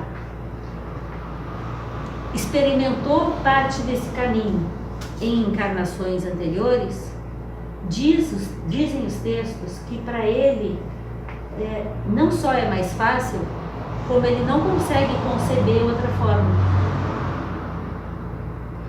Sabe aquela coisa que a gente diz socialmente, de parece que naturalmente a pessoa tem o bem em si, naturalmente ela é dada a auxiliar os outros, naturalmente ela é dada ao estudo daquilo que vale a pena, a vida espiritual. Então assim, talvez nós aqui não seja a primeira vez que a gente está nessa batalha, ou talvez seja a primeira vez, mas todo caminho começa pelo primeiro passo. Então assim, ele está chamando a atenção de que existem certas regras e que elas não mudaram e não vão mudar. E cabe a nós, se a gente quer esse caminho, nos adaptarmos. E essas regras são as regras da fraternidade. Não são regras simplesmente como da escola, né? Que tem que entrar em tal horário, sair em tal horário. Não são regras que dizem respeito ao dia a dia no sentido das suas ações da personalidade, né? São regras que dizem respeito às motivações e às energias internas que te levam a aquelas ações e que te dão inclusive energia para fazer a melhor escolha em cada situação, porque karma a gente está fazendo o tempo todo, você tem que fazer escolhas o tempo inteiro. Essa base, essas regras, essa lei é imutável e pode ser descrita como o único motivo permissível e, portanto, bem-sucedido para a grande tarefa, ou seja, acelerar a sua própria evolução para promover cada vez mais a aceleração da evolução de tudo mais da vida e de suas expressões em cada reino da natureza e de todos os seres. Então, toda essa busca é para promover a evolução de todos, não a sua evolução pessoal. Mas, claro, se você não se prepara, você não vai poder contribuir com os outros. Isso é especialmente verdadeiro quando o motivo tenha sido em resposta a uma evocação interior, o que eu falava. Se essa vontade, essa busca, esse desejo já era dali, inequívoca e não negociável, que não pode ser negada, que provém do ser mais recôndito. Eu me lembro que eu tinha, porque gente, eu não andei esses caminhos aqui, eu estou falando do que eu leio nos livros, tá? Mas eu me lembro que eu tinha 15 anos de idade e foi a primeira vez que eu ganhei um livro. Era um livro de yoga. Hoje eu não recomendaria aquele livro, mas eu nunca tinha lido nada diferente, mas eu sempre fui muito chata de que para mim não era o suficiente o que a gente ia na sessão espírita, o que a gente ouvia na igreja, o que a gente ia nos cultos, e a Jane era aquela chata que questionava e respondia: um dos mistérios de Deus não pode perguntar. E aí eu ganhei esse livro de um amigo do meu pai que identificou em mim um interesse, deu para o meu pai me dar. Era um livro de yoga. Esse livro depois eu emprestei para alguém que nunca me devolveu, mas eu rabisquei ele todinho, porque assim eu via, é isso que eu penso, é assim que eu sinto, E era um livro de yoga. Era um livro, estou dizendo, eu não recomendaria aquele livro hoje, mas ele me tirou daquele passo que eu estava e me mostrou que existe outra coisa, que não as formas mais quadradinhas que a gente normalmente tem acesso nas portas na nossa sociedade, nas ruas da nossa sociedade. A partir dali abriu, né? Aí eu comecei a caçar, né? E não é fácil. Aí você passa, por esse eu passei, esse também fui, aquele eu também, né? Você começa a passar por muitas coisas até achar alguma coisa que te traduz melhor aquela ânsia, aquela busca, aquela coisa que você percebe, sabe que existe, mas você não encontra ressonância, às vezes nos ambientes onde você vai.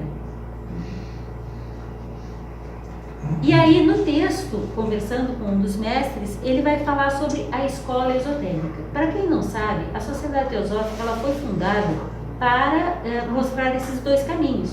Existem uma filosofia esotérica das eternidades, que está no pano de fundo de todas as verdadeiras religiões, tradições, sabedorias, e existe um caminho sempre aberto, sempre possível, para aqueles que querem tornarem-se sábios, instrutores, colaboradores com a humanidade. Não é para ser guru de ninguém, é para se tornar capaz de ser alguma coisa.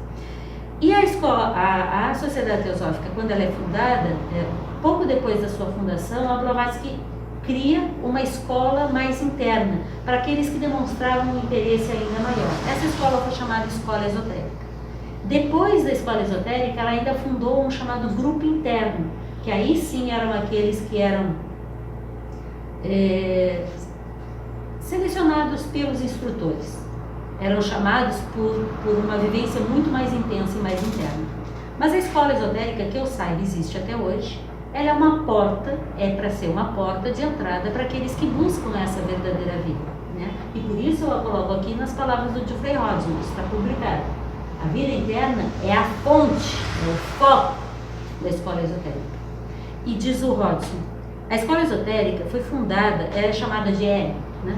Foi fundada em sua origem inteiramente de acordo com as leis acima, essas leis que exigem retidão, que exigem veracidade, que exigem estudo, que exigem dedicação, que exigem diminuição do eu, que exigem disponibilidade, interesse. Eu vou colocar as regras daqui a pouco. As leis acima que ainda são válidas e devem ser pelo menos firmemente enunciadas para cada membro da escola, para que cada membro da escola conheça-as e assim, se ele permanecer como membro, possa segui-las da melhor forma possível, especialmente incluindo uma imutável sinceridade e ausência de egoísmo. A escola esotérica não é para quem quer ser alguma coisa, a escola esotérica é para quem quer trabalhar pela humanidade.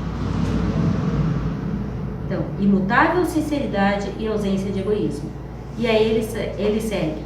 Além disso, deveria ser claro que o aspirante, quase que certamente, será tentado, o aspirante ascenda, né? Será tentado de muitas maneiras, em particular, a quebrar a última regra mencionada, que é a de ausência de egoísmo. Essa é muito fácil. E a gente conhece inúmeras histórias ao longo da história da LSD de pessoas que, exatamente por estarem às vezes nessa posição que eu estou aqui, e embarcaram bonitinho, né? Passaram a se achar alguma coisa e foram derrubadas. A gente tem que tomar muito cuidado. O vosso silêncio chama a atenção disso, tanto com os elogios quanto com as críticas na tentativa de tentar fazer correções. Sejamos fraternos, mas sejamos honestos, porque ajuda a te desviar do caminho, te ajuda a achar que você vale muito mais do que aquilo que você de fato vale. Nisso se encontra a maior dificuldade, despertada como é, ou pode ser, ao perceber a possibilidade, ou cair vítima dessa possibilidade, de obter ganho pessoal, seja de prestígio, e essa aqui é a que mais me incomoda, porque eu acho que essa é mais fácil no mundo que a gente vive hoje, ou de enriquecimento material.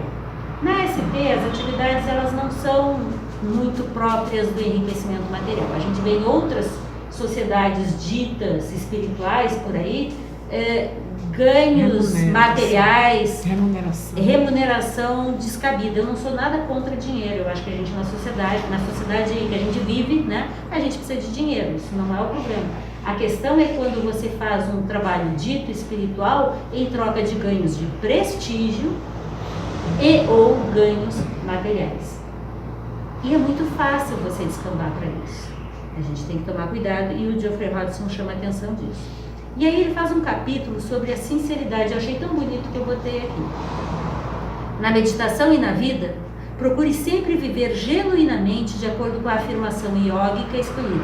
A afirmação iógica escolhida é que ele está dizendo assim, existem caminhos, como eu comentei na quarta-feira, Jnana Yoga, Karma Yoga, Bhakti Yoga.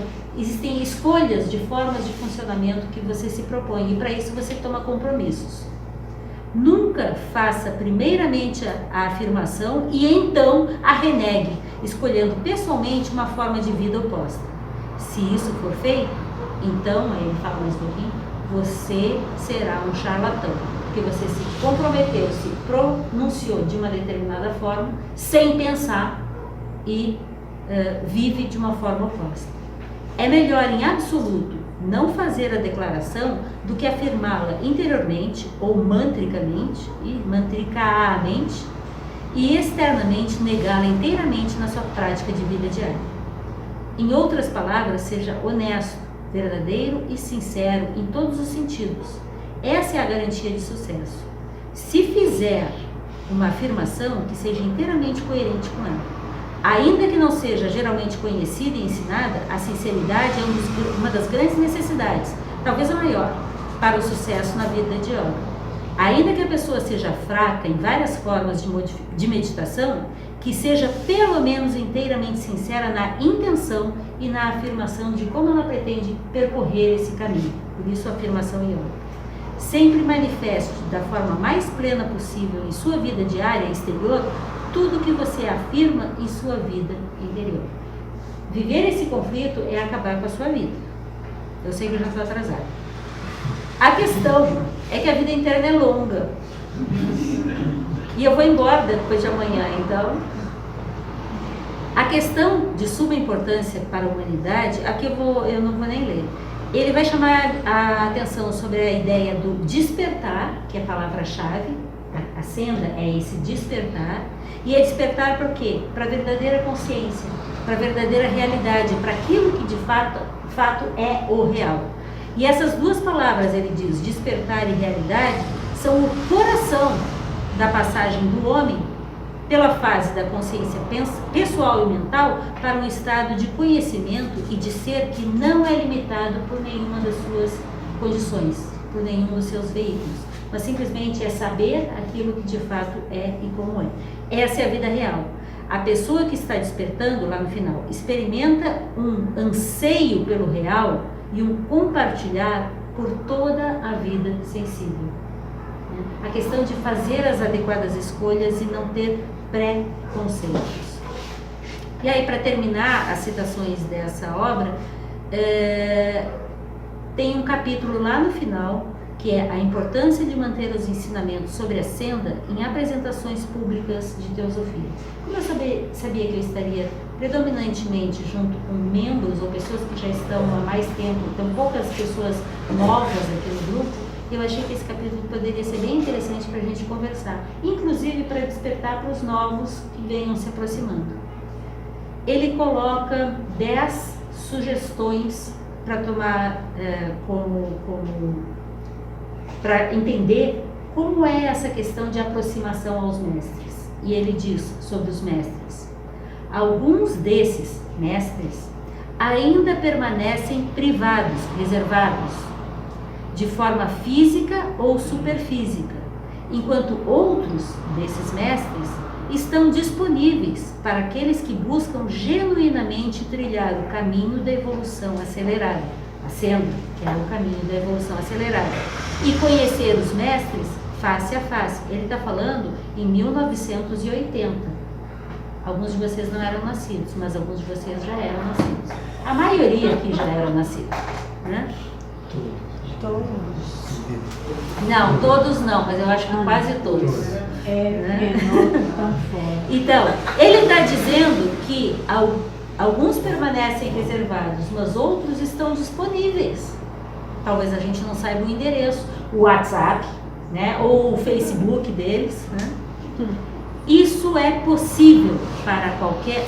O que ele está falando? Sobre encontrar com os mestres. Isso é possível para qualquer ser humano sem egoísmo, com autocontrole e um coração aberto. É só isso. Só precisa isso. Inegoísmo, autocontrole e coração aberto.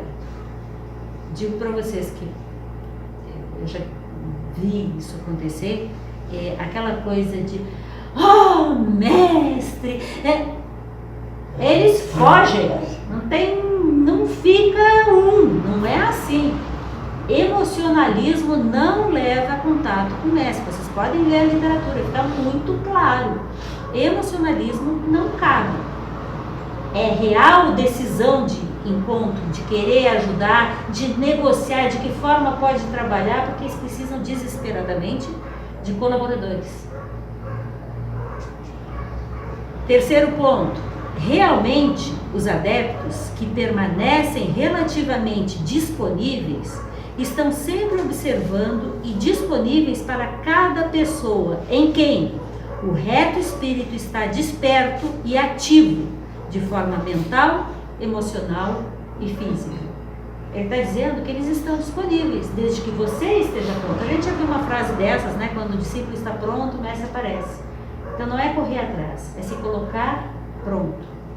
Todos esses seres humanos que assim aspiram e buscam servir, sem egoísmo, são notados desde o momento do despertar de suas aspirações por um adepto que os observam desde o interior e espera o momento quando o caminho do discipulado puder ser conscientemente adentrado. Então, muitas vezes, acredito dessa forma, isso está colocado, orientações são postas no seu caminho para ver como que você vai se conduzir. Acredito, pelo que eu tenho tido a oportunidade de ler, de conhecer, que a gente não recebe regras prontas assim do tipo, faça isso, faça aquilo. Não! As coisas são jogadas ali e você vai escolher se eu vou por aqui ou por ali, né? Pela porta ampla ou pela porta estreita. Segue-se então, uma vez descobertos esses aspirantes sinceros, segue-se então o treinamento recebido de forma intuitiva e intelectual do mestre, nos corpos sutis durante o sono físico e, eventualmente, durante encontros físicos ou superfísicos, ambos sendo disponibilizados sabiamente.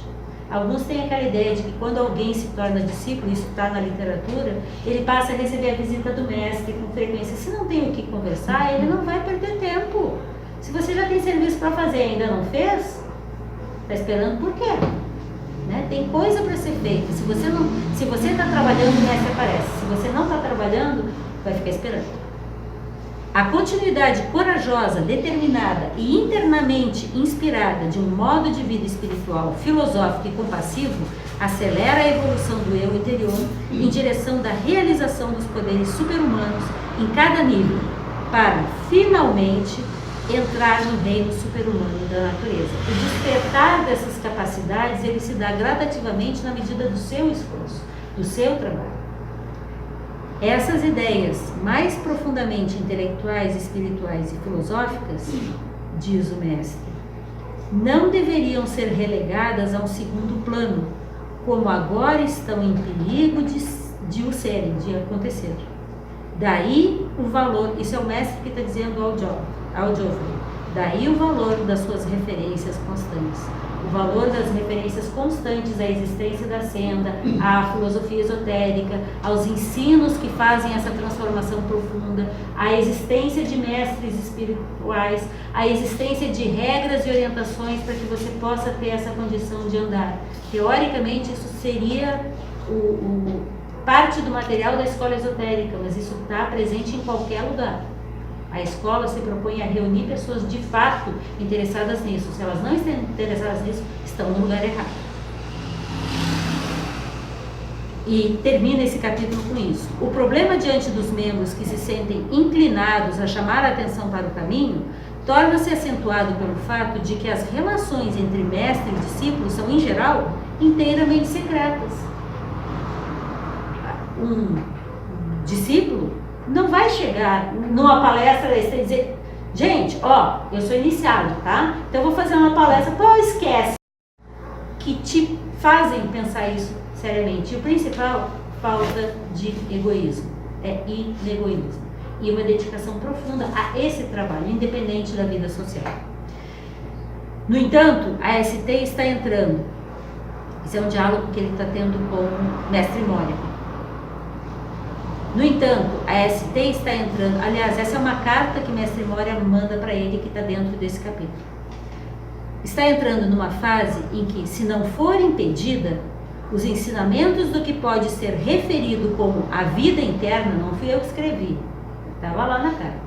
Os ensinamentos do que pode ser referido como a vida interna podem quase desaparecer gradualmente das apresentações públicas da teosofia nos tempos modernos, porque não se fala mais disso. O mestre está reclamando, não se fala mais disso. É verdade que os livros dos fundadores e de seus colegas de trabalho iniciados, até o presente, ainda existem e deveriam receber toda a publicidade possível. Mais uma vez, sem dúvida, por aqueles que se sentem inclinados a fazer isso. Não é, ninguém é obrigado, mas quem se sente inclinado. Então, último, não devemos permitir, Mestre Moria falando, que os ideais e ensinamentos do caminho venham a desaparecer nem a serem reduzidos na atual e futura popularização da teosofia.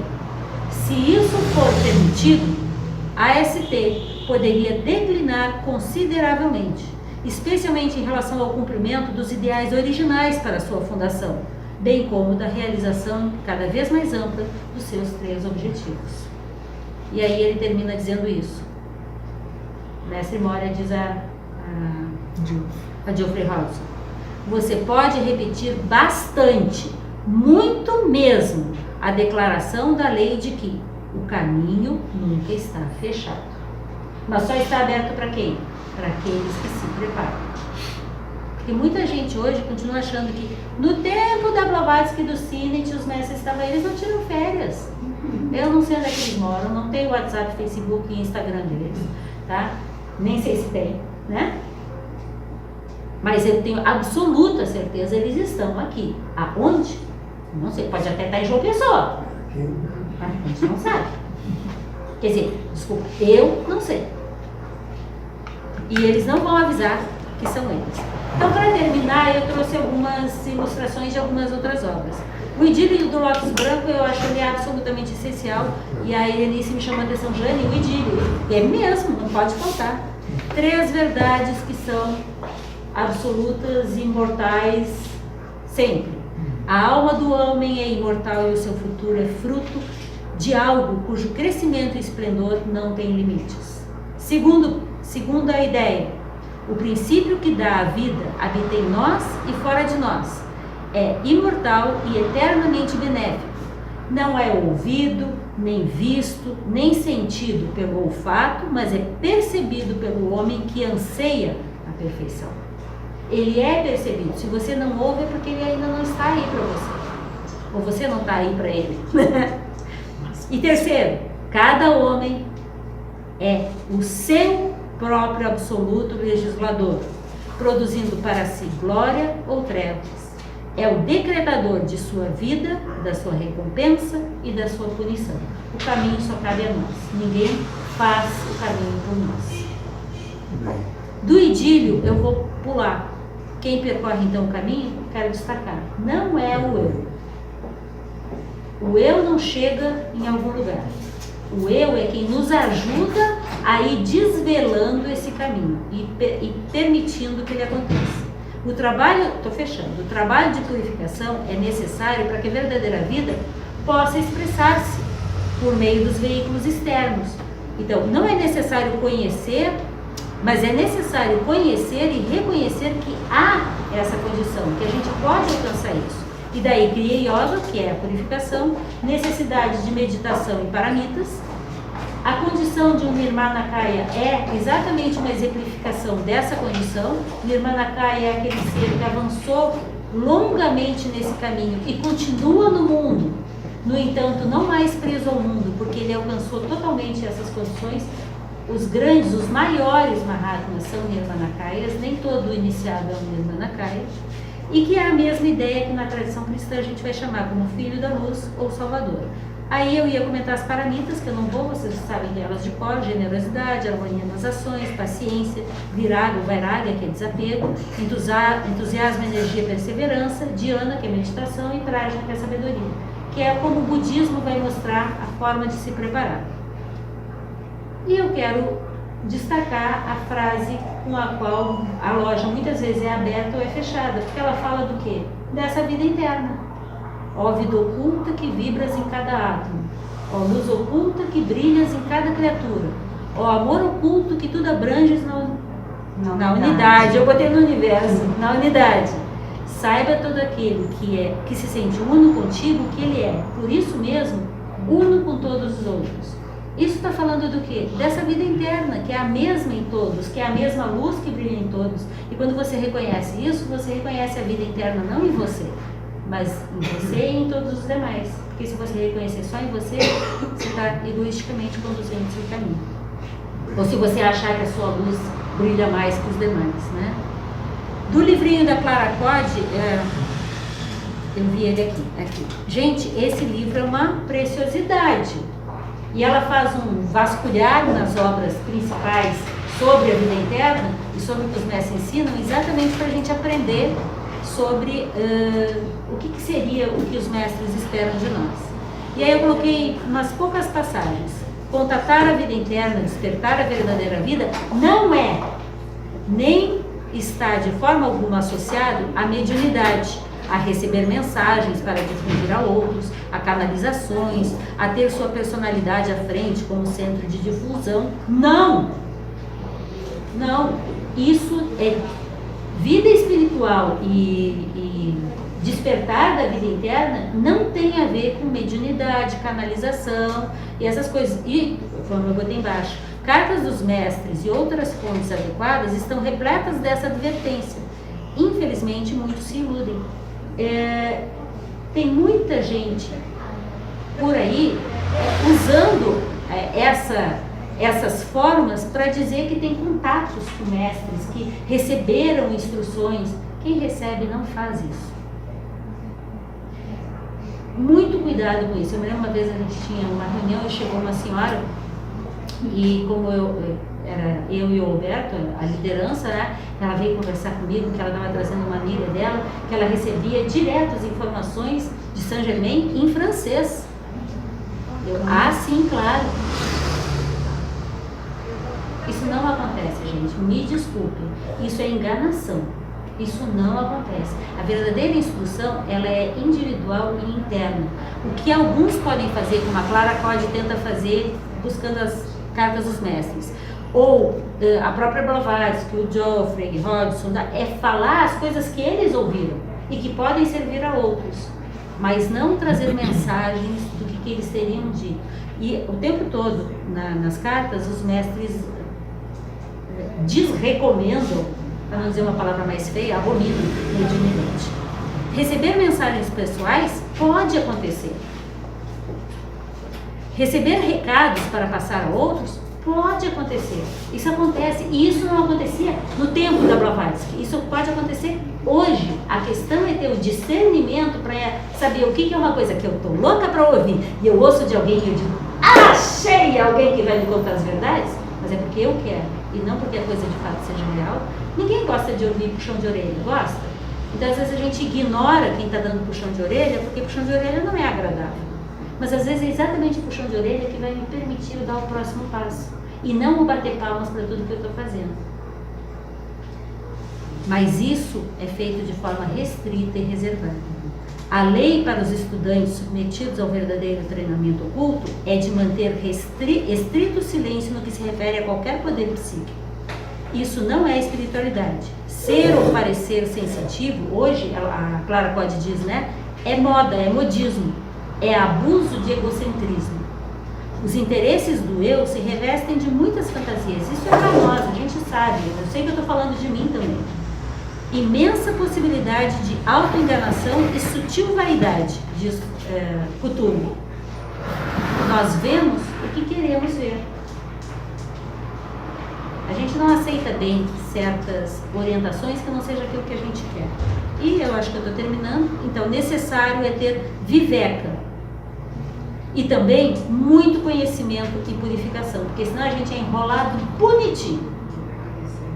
Viveca é discernimento, que é aquele discernimento sábio, né? Aquela capacidade de discernir o que de fato é do que não é, deixa de ser. É afastar a ignorância e o auto-engano, a ilusão, e trabalhar só para o bem da humanidade, o bem do planeta, a vida, né? As várias formas que cada um encontra seus próprios caminhos.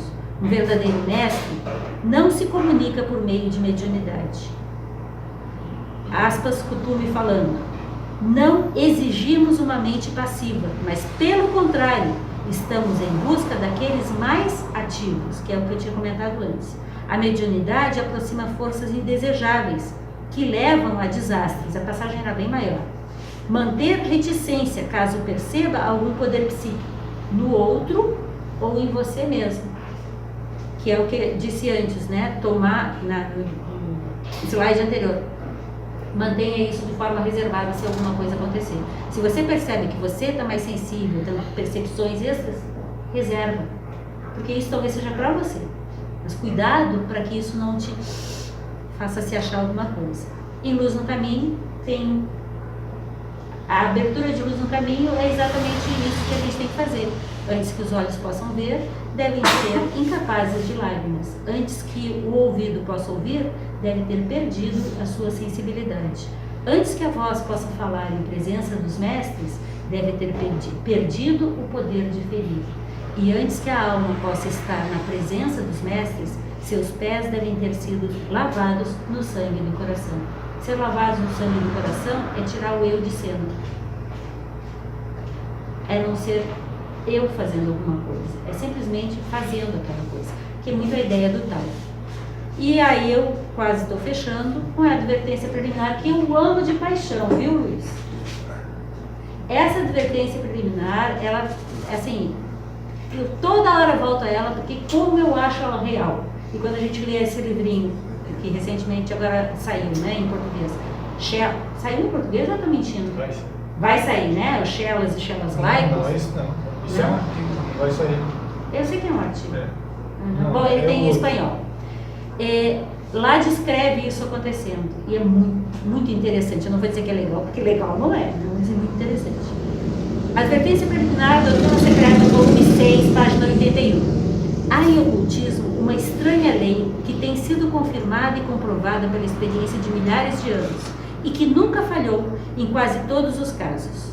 Sempre que alguém presta o juramento de aprendiz ou discípulo, e aqui é colocado no sentido de que você tem os primeiros passos ou você já tem como discípulo assento, em qualquer nível, discípulo em prova, certos efeitos ocultos desde logo aparecem.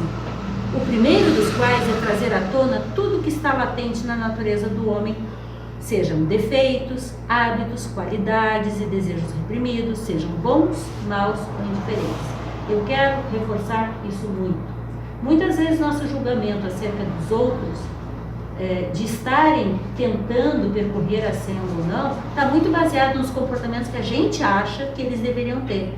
Volto aos 3 exemplos que eu dei: Blavatsky, Damodar e Subarô. Em termos de comportamentos sociais, não eram exemplos. No entanto, eles estavam muito mais adiantados do que todos que estavam ali. Estou desculpando? Não, eu repito, se eu tivesse com a Blavatsky, se a Cristina aqui fosse a Blavatsky, eu teria gentilmente, pediria a ela licença se eu posso comentar com ela que algumas das atitudes dela estavam talvez, às vezes, afastando pessoas que teriam alguma dificuldade de entender que isso é porque a energia toda é posta em ebulição. Dizem as obras que quando você se aproxima, tem a chance de se aproximar de um mestre, tanto as qualidades, elas vêm muito mais, parece que seu discernimento melhora, a sua percepção, a capacidade de entendimento, mas também todo o lixo vem junto, ele levantou o tapete, vem tudo. Né? Então, às vezes, e isso Geoffrey Hodgson explica muito naquele livrinho, A Senda para a Perfeição, que principalmente do segundo para o terceiro estágio, é um momento muito difícil do terceiro para o quarto, que a Blavatsky fala que o medo é a grande chave que você tem que vencer, que tudo isso vem e você tem que lidar com aquilo, porque você não pode fingir que não existe. Todos os teus karmas, escandas, tendências, elas têm que ser lidadas com ela, para que você esteja em condições de poder fazer o trabalho. Então isso vem à tona. Diz a Blavatsky que terá de lutar 100 vezes mais do que antes para domar essas tendências, porque enquanto a gente está no caminho devagarinho, vem uma, você lida com ela, vem outra, você lida com ela. Aí você diz assim, não, eu quero assim. Daí você abre a torneira e se vira com aquele monte que vem. Então você vai ter que estar muito mais forte. Por isso se insiste tanto. Estude muito antes, medite muito antes, faça todo o trabalho de purificação para que você esteja em condições de receber a carga que vem pela frente. Porque a carga será grande e você precisa estar preparado. Senão você pode, ao invés de ascender, cair. Diz ela, isso está em letras garrafais na obra. Esta é uma lei imutável nos domínios do oculto. Sua ação tanto mais se faz sentir quanto mais zeloso e sincero é o candidato, e quão mais profundamente se capacitou da realidade e da importância da sua promessa. E ela pergunta, qual de vós já descobriu os vínculos de hereditariedade astral, psíquica e espiritual que fizeram de vós o que atualmente sois? É nessa hora que aparecem as coisas que a gente não sabia. Não, mas eu não tinha isso. Tem, só que estava muito bem guardadinha, mas você pediu para abrir. Então isso vem, por isso a gente tem que estar muito bem preparado. Por isso eles insistem tanto nessa preparação. E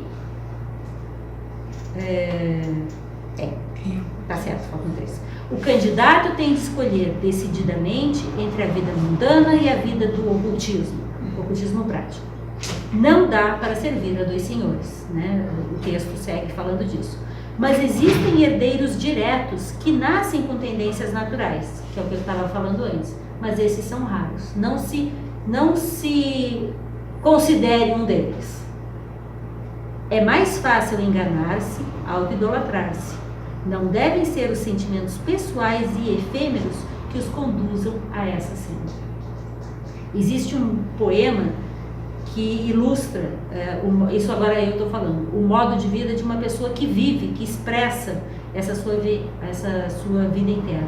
E esse poema diz: vida limpa, mente aberta, coração puro, intelecto ardente, clara percepção espiritual, afeto fraterno para com o seu codiscípulo, presteza para dar e receber conselho e instrução, leal senso de dever para com o instrutor e pronta obediência aos preceitos da verdade, uma vez que nela pusemos nossa confiança e cremos que o instrutor a possui. Corajoso ou valoroso suportar das injustiças pessoais, destemida declaração de princípios, valente defesa daqueles que são injustamente atacados, mira constante no ideal de progresso e perfeição humanas que a ciência secreta que Gupta Vidya revela. Essa é a escada de ouro que relata, que conta, que explica como é alguém que vive a vida interna, por cujos degraus pode o aspirante alcançar o templo da sabedoria divina. Blavatsky nos oferece esse poema tão bonito por meio do seu mestre que dá a ela esse poema, e isso deveria ser repetido todos os dias quando a gente acorda, se a gente de fato está buscando essa verdadeira vida. Termino. Estás esclarecido? Qual o caminho escolherás? Né? Estás preparado? Há uma lei nos domínios do oculto. Isso é o que sempre foi enfatizado nas grandes filosofias, religiões e tradições de mistérios. Esses fundamentos levam a mente a agir dessa forma. Não é ficar esperando que alguma coisa caia dos céus. Não é porque se está curioso que se vai entrar na cena. Tem de estar preparado, conhecendo, compreendendo, intuindo, qualificado, com muito discernimento, com muita viveca. E quando o discípulo, porque quando o discípulo está pronto, aí o mestre aparece. Se você ficar esperando o mestre aparecer sem se preparar, nada vai acontecer. Volta ao que eu comecei lá no sábado quando eu cheguei aqui. Conhece-te a ti mesmo. Esse é um exercício de Jnana Yoga, porque a fraternidade universal precisa desesperadamente de seres que sustentem, mantenham e se interessem e disseminem a teosofia. A verdadeira vida nos aguarda. Estamos em busca? Preparados? Interessados? Não estou convidando ninguém. Quem dera eu estivesse. Eu só estou dizendo que ela existe, tentando seguir o que o Geoffrey Hodgson, a partir das orientações que ele recebe, de Mestre Moria em especial, enfatiza. Ela existe. Esse lugar aqui da loja precisa falar disso. Porque é por isso que a sociedade foi formada, não para ser uma reunião de amigos. É claro que tem que ser amigos, eu não estou falando contra a gente ser amigos. Mas a gente precisa falar disso, porque disso está fazendo muita falta no mundo. O que tem por aí é enganação. Não estou dizendo que não tem em nenhum outro lugar, eu só estou dizendo que tem muita enganação por aí. Então a verdadeira vida nos aguarda. Assim seja. Se a gente estiver pronto. Assim seja, Assim né? seja. Namastê.